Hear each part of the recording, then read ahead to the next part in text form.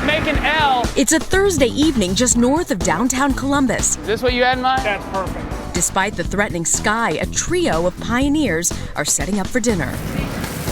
Among them, that food truck. It's never a dull day in the life of a food truck, I'll tell you that much.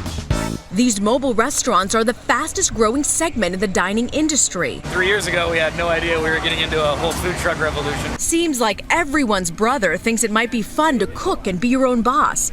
But it's also a risky business with razor-thin margins. The batter is a wheat and rice flour mix. And a fickle clientele. You gave up a job in finance to run a food truck? And I had been doing it for 8 years, and I had been looking to do something a little more adventurous.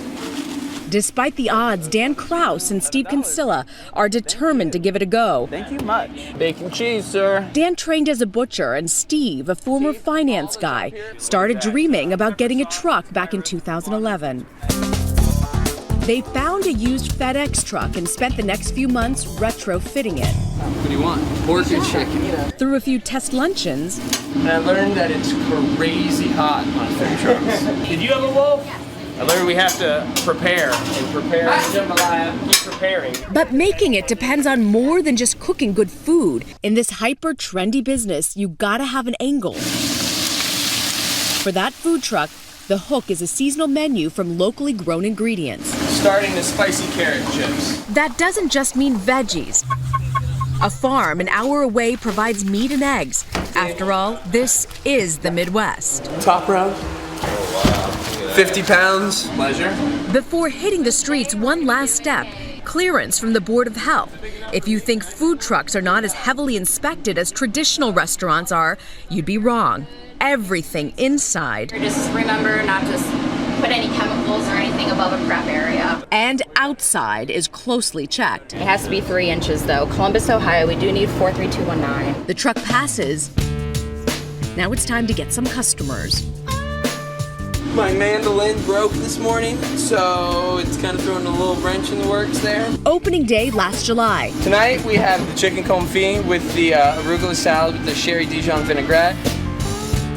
The first few hours are slow, but good for getting the kinks worked out. I'm gonna give you some chips too. At the end of the first night, Total sales $187. The first day? All right. okay, first night sales might have been a little disappointing, but of course Steve and Dan aren't about to give up. Chicken confit and a squash fritter. They're awesome. When we next catch up with that food truck 3 months later in October, they're still learning. It's 100 times harder than I ever thought it would be to open up my own business. Business is picking up and the duo is getting a good reputation for innovative truck cuisine. I'm hungry. But it's still nonstop. But you guys are doing the butchering, you're doing the cooking, you're doing the scrubbing of the pots. Bakery runs and maintenance, and I mean, the list goes on. It's a never-ending list. You know, you cross 5 off, you add 5 more. Even if you have a day off, you don't have a day off. So is this profitable if you're working practically 24 hours a day?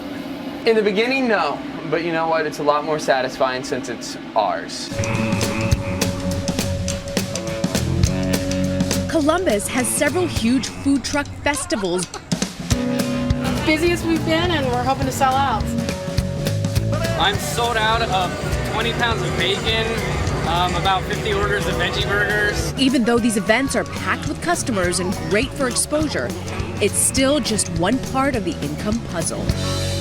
Give me $7, please. So even in the chill of a wintry December day, 6 months after selling their first dinner, You are welcome. Enjoy. Dan and Steve are out as often as the weather promises a profit, constantly reworking their business plan. Truck dusted popcorn. Maybe a new spice, a meat delivery option? The truck makes money when it's going, but we really need to establish a way to earn income when the truck's not out. All right, ladies, I got 2 pot roasts. Still, there's no hesitation they made the right decision to give it a go. I don't want to take a day off anytime soon, personally. But you know, I can say that because it's my business.